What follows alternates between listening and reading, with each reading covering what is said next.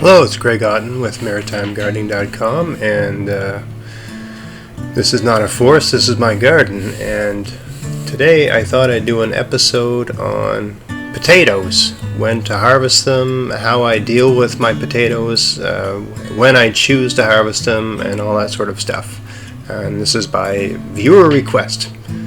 So this is just a little panoramic view of my garden, and I thought I'd start with the Ruth Stout garden inspired potatoes. These are a number of potato beds that I built in June. They're about 4x8. Each one of these took about 6 minutes to put together. Just put down manure and then potatoes and then hay on top, about a foot of hay. And it looks like a pile of weeds, but it's actually a pile of hay, and doing pretty good. So when are your potatoes ready? Well, when you start to see flowers forming, and you can see these white flowers, I'm zooming in on it here. When you see these white flowers forming, I don't know if all potatoes have white flowers, but many varieties do. Once you start seeing the flowers forming, then the potatoes are beginning to be ready. If you're really hungry or you really need potatoes, that's when you can start pulling them out of the ground. Although I would wait, preferably if you want big potatoes, you want them to be fully formed, let most of them go a lot longer. You're basically going to wait until the plants are kind of dead looking and lousy looking, and I'll show you an example of it as we go further. But once the flowers start forming, if you reach down, if you're really jonesing for some potatoes, you reach down, you can find some potatoes in your garden. But they're going to get bigger if you wait, because the plant's going to die, and as the plant dies, it's going to take the energy that it gathered in its stem and leaves and all that sort of stuff and store it in the potato. But if you need potatoes, when they start to flower like that, you can grab a couple here and there. But I wouldn't harvest the whole potato. But here's a better example: when your plant starts to get some yellow leaves and the flowers are gone, and the plant's starting to look like there's something wrong with it, or starting to look kind of lousy, that's when it's ready to be harvested. See a leaf kind of turn yellow here and a bit of brown, especially when the plant lies down and just looks dead. And I'll show an example of that as we go further. But anyway, here's a bed. These potatoes are about 3 weeks older than the ones I was just looking at, and if you dig underneath this hay was about a foot high when I planted these. Now it's only a couple inches high. But I haven't done a thing since I planted these potatoes. I just put the potatoes down, put the hay down, and haven't done a thing. That was about 2 months ago. And now I got lots of potatoes in there, so it's working out great. But still, the plants have some height. They haven't laid down. They haven't completely died. So I would not harvest these beds yet. But if your potatoes look like this and you want a couple of potatoes for a meal, reach in and grab them for sure. One thing I noticed while I was digging these up is that there's a pretty serious ant nest in that potato garden. And I wrote an article on this in my column about a month ago. This idea that ants are really bad for a garden. They're really not that big a deal. Here's an example of the flowers on a potato plant. They form these little tomato-like looking things. You wouldn't want to eat those. They'd make you very sick. Who knows, they might even kill you. They're poisonous. But anyway, if you look, I thought it was interesting because when I was digging the potatoes, there was ants everywhere. So I thought I'd zoom in here and just show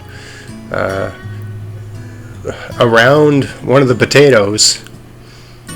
You can see there's ants everywhere. Indeed, there's ant eggs all around the potato. And I'm always amazed when I go to garden centers and they have all these poisons for ants. I have not, in my personal experience in gardening, as a vegetable gardener, as a food gardener, is that ants really don't bother too many things. That potato was literally covered in ant eggs and ants, and it's fine. There wasn't one blemish or problem on that potato.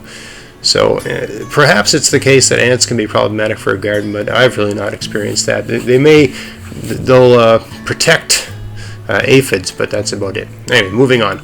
Here's an example of some potato plants that are totally dead. There's no leaves, there's no nothing, and when they get to this point, that's when you got to pull them. If you leave them too long when they're like this, things might get at them, moles might get at them, or different pests might bore into the potato. So once the leaves are all gone and there's really not that much left, that's when it's time to dig them up. These are some of the earliest potatoes I planted. I plant potatoes at different stages of the spring. So these were among the first potatoes that I planted, so they're already going. They were just planted underneath about 3 or 4 inches of seaweed. So the first thing I do is just move back the mulch and try to feel around and see what I can just grab with my hands. You don't want to use tools if you can avoid it, and if your soil is not being rototilled and all that sort of stuff, it should be nice and loose and easy to move around with your hands. So I just feel around a bit and try to find all the potatoes I can find. This variety I believe was called Superior. I don't know if they are superior. They're not a bad tasting potato as potatoes go. I generally find that the varieties of potatoes that you can buy in the grocery store, those are the worst tasting varieties. You can go to a garden center and look at all the different varieties of potatoes. If you see ones that you can actually buy in a store, they're usually not that good. Those are usually potatoes that store well or ship well, or perhaps they've got a very neutral taste, so they go good with butter and cream cheese and things like that. But you know, a potato with delicious flavor also goes good with butter and cheese and cream cheese and all that sort of stuff. That's not a potato, that's a granite rock. But once I've found all the potatoes that I can find with my hands, I'll get in there and dig around a little bit. And yes, I practice no-till gardening, but wherever you plant your potatoes, I mean, if you're digging up potatoes, you're kind of tilling anyway. So this is good for any gardener that learned to garden as a rototiller gardener or a no-till gardener, because you go through tilling, withdrawal. You feel like you need to turn your soil over once in a while. So if if you're using some kind of crop rotation, and I mean, I don't plant potatoes in the same place every year. I plant them in different locations every year. So every 3 or 4 years, every bed in my garden gets potatoes planted in it. So every 3 or 4 years, the soil does get turned over a little bit. So the year you're going to put your potatoes in, and that's those are grape leaves there around my. I got a grapevine there, but the year you're going to put potatoes in, I would not use a wood chip mulch. I would use seaweed or hay or something like that, something that you can till into the soil and it won't tie up too much nitrogen. Because if you're going to dig potatoes, whatever was on top of your soil, no matter how careful you are, it's going to get tilled in a little bit.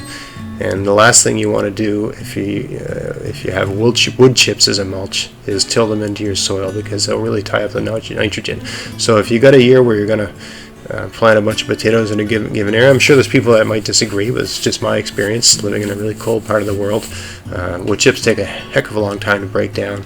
So any garden bed where you're going to plant potatoes in a given year, I would use a mulch that breaks down a lot easier, and a mulch that does not require as much nitrogen to break down. So this year, this bed where I'm digging up here, I'm just burying these rotten pieces of wood.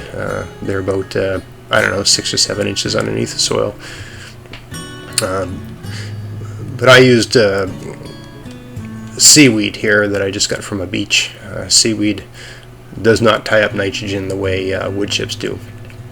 And of course I had some wood chips and stuff on top. I moved that off to the side as best as I could, but this whole bed got covered in seaweed last December or January, I can't remember exactly when. That seemed to work really good. I mean, all I did in May was stick the potatoes in the ground, put the mulch back over top of it, and I literally haven't done a thing here in this area since I did that. I haven't watered it, I haven't weeded it, I haven't done a thing. Just stuck the potatoes in the ground, put a mulch on, and Now it's mid-August, and I've got some nice potatoes for a nice meal. So that's a good way to do it if you're looking into planting potatoes. You look over here, this is just to the left of where I was digging. There's some more potato plants that have, they're not completely dead, but they've mostly fallen over. These can be dug up. I would wait a little while longer with these because they're still not completely dead, and I've got other things to do. So that's another point. If the plant's not completely dead and you've got other things going on, right now I'm getting so many beans and so many cucumbers. All my time's taken up with dealing with them. So if the potatoes aren't completely dead, I'm just taking them as I need them to eat. I'm not taking potatoes and storing them. And for that matter, I store all my produce in my garage in the fall. And the garage isn't cold enough for being a cold storage facility right now. The garage is still, around 19-20 degrees Celsius, so it's not cold enough for storing vegetables. So I'm content to just leave the potatoes in the ground where they'll keep just fine. This is an example of different varieties of potato. This is a Kennebec potato. I find they're a really good tasting potato. You don't never see these in a grocery store. But they're a great tasting potato, good as a roasted potato or a French fry or what have you. This is the Superior, literally that's the name, Superior variety. They're a good all-around potato. Not my favorite, but a good all-around variety. This year I tried some Yukon Gold. This is a Yukon Gold. Yukon Gold have this yellowish color, but if you look at the eyes, and it's not really coming across on camera here, but the eyes have a pinkish color, and they're a really early maturing variety. I have to say I'm not very happy with them in the flavor department. Of course, that's a variety of potato you can buy in the grocery store, isn't it? But in the flavor department, they're really not that delicious. This is my favorite potato as a roasting potato. The red Norland. In the flavor department, they're just out of this world. They're no good for making mashed potatoes, but for roasting or making home fries or making a potato salad, they are an incredible potato. So here's the garden. This is about a 3 by 12 garden. It's bordered with dead logs. And this is where I've been getting most of my potatoes. All the potatoes I've eaten this summer are pretty much from this one garden. And as the potatoes came out of there, I put seeds for lettuce in the area where the potatoes have been removed. And as the seeds come up, I'm thinning them out and relocating them. So you can see they're really thick right there. And so on a nice day, on a day like today where it's overcast and it's about to rain, I just pluck out the lettuce and put them in nice spaced out rows in the areas where the potatoes have come out. I've left some bare earth there, but that's an indication to me that I haven't done anything in that area. So it's like, that's where I stopped. It's just a simple system I use to know where I've done stuff and where I haven't done stuff. Here's a strawberry garden, and on the far edge of the strawberry garden, over there, there was nothing growing. It was initially thought I'll leave it bare so I can walk over there to harvest strawberries from that side. But the problem with leaving bare soil so close to the outer edge of the garden where all the wild weeds are and everything like that is that just weeds want to come in there. So the weeds are constantly moving into my garden and creating problems. So if I don't plant something there, I'm going to have weeds. So it didn't make any sense to just leave it as a walking trail unless I'm going to pave it. So I just had that sort of lousy forest soil. This is Nova Scotia. The soil here isn't the natural forest soil, especially in the eastern part of the province. Is nothing to write home about. So I just dug it up a little bit with a pickaxe and threw down I had some leftover potatoes. I had leftover seed potatoes, so I just threw the seeds down and covered them with. There's a strawberry. I just picked that one. Anyway. Threw the seed potatoes down and I just covered them with leaves and seaweed. That's it. So these potatoes took almost no time. You can see in the seaweed there is literally sand from the beach. So reach down in. This is the first time I've checked to see if there's anything growing there. And look, there's some nice potatoes there, so that's working out great. Anyway, just a quick video on potatoes and how I go about choosing to harvest them. There's my little quick haul. I mean, I got a lot more potatoes to pull out, but no rush to do any of that. Hope you found this content useful. Like us on Facebook. Check out our podcast, maritimegardening.com. Until next time, get out there and have fun in your garden. Thanks for watching.